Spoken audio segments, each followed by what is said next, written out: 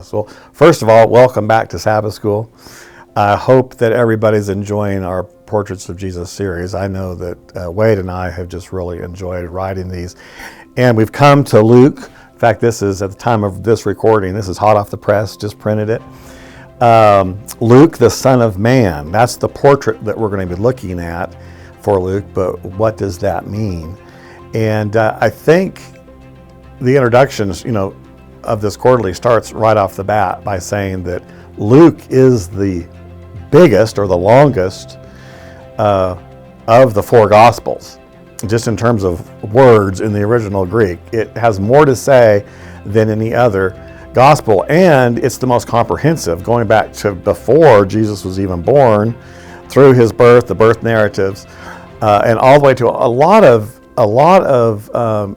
original details that only Luke gives us in the resurrection and what happened afterwards, after the resurrection.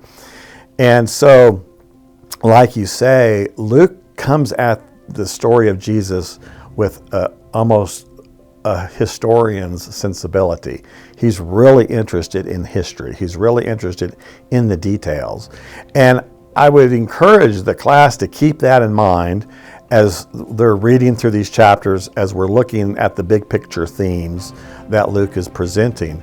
A lot of people don't realize, we think of John as the gospel that's really different from the other three, but almost half of Luke is original to Luke and not found anywhere else. And so this quarterly is really going to focus on those unique details and how those unique details that only Luke provides help us see the portrait of Jesus that he gives. But you're right, that historian's detail we see right off the bat in the first 3 or 4 chapters especially, where he's orienting the coming of Jesus into the world in its everyday historical context, lots of people, places, and things. And I encourage the students, as they're reading through these, to read through these chapters a few times. Read through chapters 1 and 2 with an eye to those historical details. Make some notes. Oh, here's a mention of a person or a place or a historical detail. And then read through it again later with some of the themes in mind, like what's actually happening here.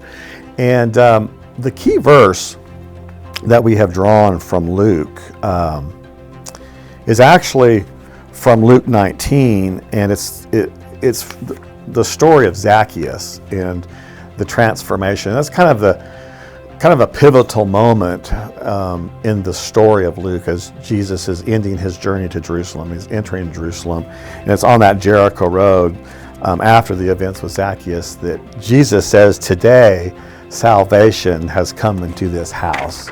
And speaking of Zacchaeus, he says, "For he also is a son of Abraham, for the Son of Man has come to seek and to save that which is lost." And that's Luke 19, 9 and 10.